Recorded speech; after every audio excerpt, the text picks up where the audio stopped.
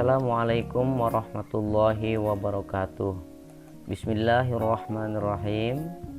Video ini dibuat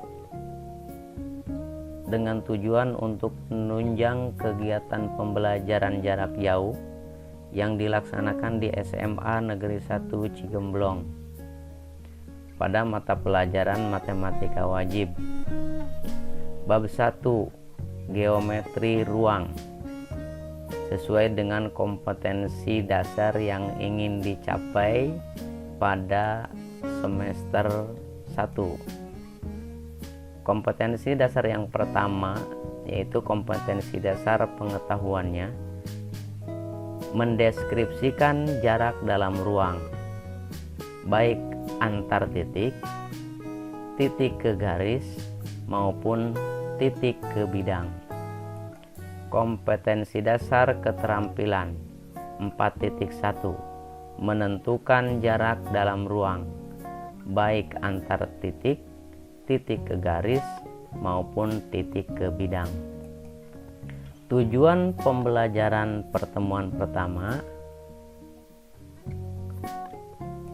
setelah mengikuti kegiatan pembelajaran pertemuan pertama ini, diharapkan 1. Siswa dapat menjelaskan kedudukan garis terhadap bidang. 2. Siswa dapat menjelaskan proyeksi titik pada bidang. 3. Siswa dapat menjelaskan proyeksi garis pada bidang. Dan yang keempat, siswa dapat menentukan kedudukan garis pada geometri ruang. Baik, sekarang kita masuk ke materi mengenai kedudukan garis terhadap bidang. Ditampilkan sebuah kubus, dan nama kubus ini namanya adalah kubus ABCD EFGH.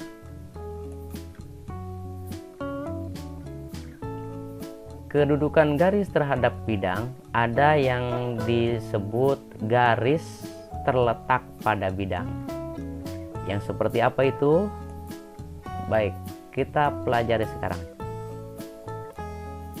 Jika sebuah garis lurus memiliki dua titik sekutu dengan bidang datar, maka garis tersebut terletak pada bidang.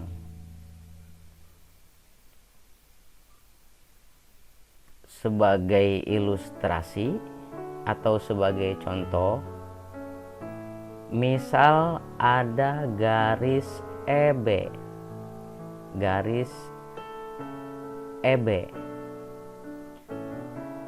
terletak pada bidang ABFE. Kenapa dikatakan terletak pada bidang ABFE? Karena ada dua titik sekutu dengan bidang ABFE, yaitu titik E dan titik B. Titik E ini berada pada bidang ABFE.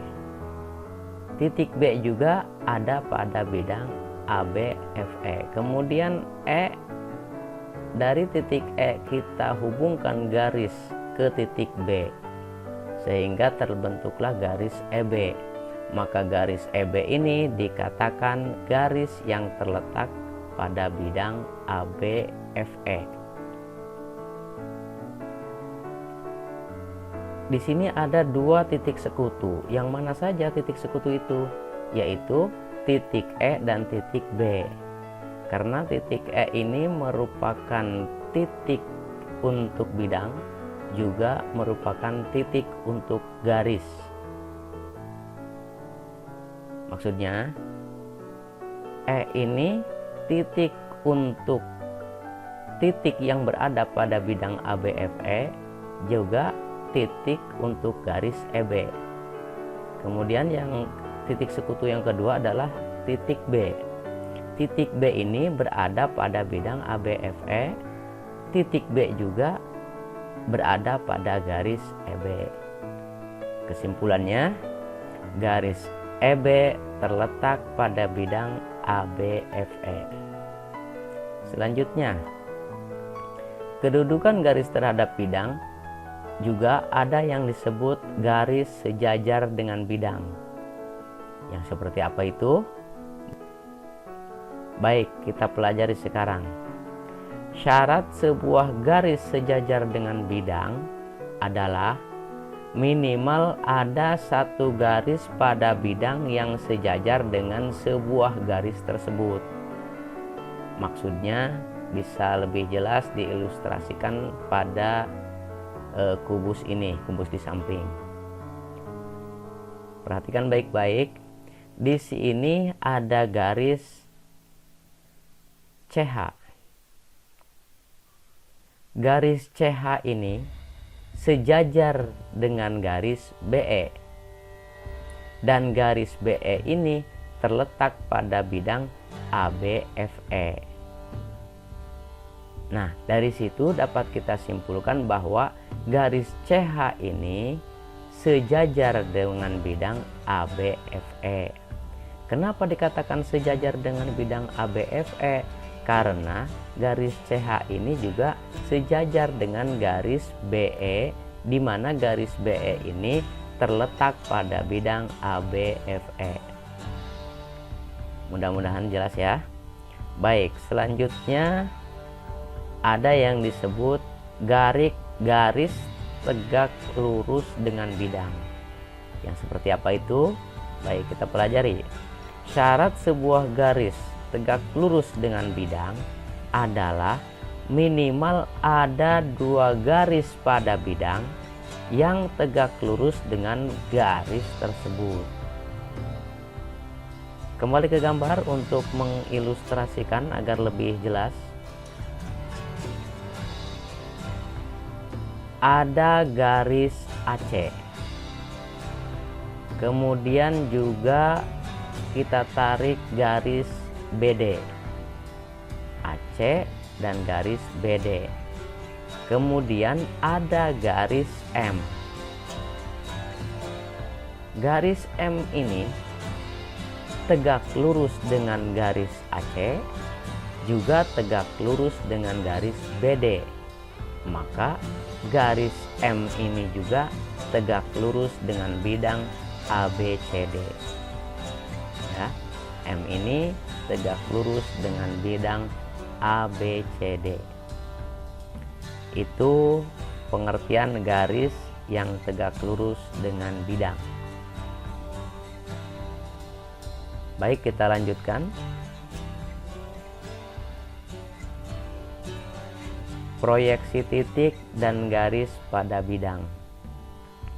Menentukan proyeksi titik P pada bidang V. Ada sebuah gambar di mana gambar di samping ini memuat titik P dan bidang V. Ini titik P-nya, ini bidang V-nya. Bidang V. Bagaimana cara menentukan proyeksi titik P pada bidang V? Caranya sangat mudah, yaitu kita tinggal menarik garis dari titik P yang tegak lurus dengan bidang V. Setelah ditarik garis, maka garis inilah yang disebut proyeksi titik P pada bidang V. Selanjutnya, menentukan proyeksi garis L pada bidang V. Kalau ini garis ya, kalau yang pertama tadi titik. Ini gambar untuk menentukan proyeksi garis L pada bidang V. Mana garisnya? Garis yang dimaksud adalah garis L. Yang atas ini garis L. Jadi kita akan menentukan proyeksi garis L pada bidang V. Ini bidangnya. Sekali lagi, ini garisnya, ini bidangnya.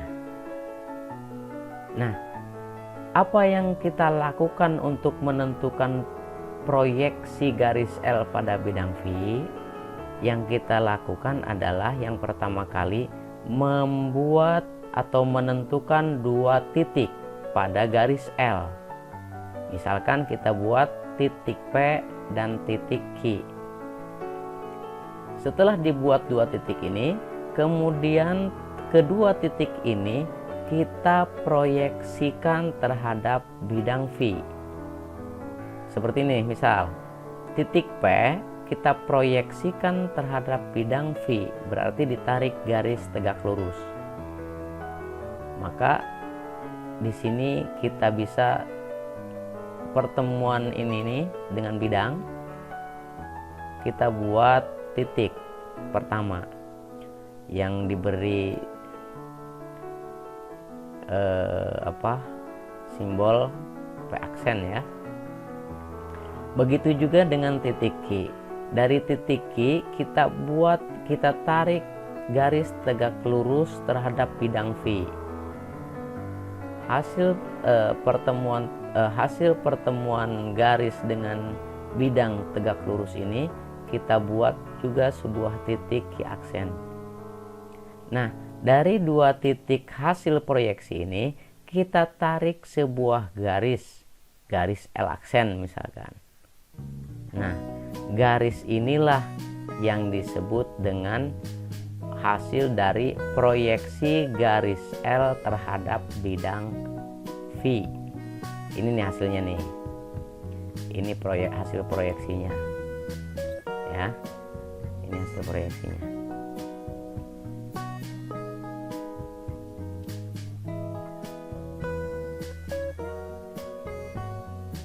Mungkin untuk pertemuan pertama ini saya cukupkan sampai di sini. Nanti selanjutnya Anda akan diberikan tugas sesuai dengan untuk menguji apakah tujuan pembelajaran tercapai atau tidak. Nanti tugasnya akan saya share di grup WhatsApp. Selamat mengerjakan dan mudah-mudahan sukses. Jangan lupa jaga kesehatan dengan mengikuti protokol kesehatan di masa pandemi COVID-19.